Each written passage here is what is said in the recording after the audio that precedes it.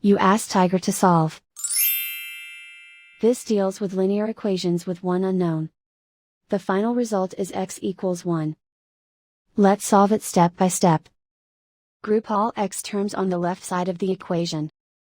Subtract 2x from both sides. Simplify the arithmetic. Group like terms. Simplify the arithmetic. Isolate the x. Divide both sides by 5.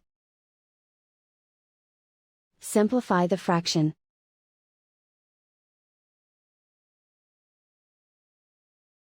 And so the final result is x equals 1.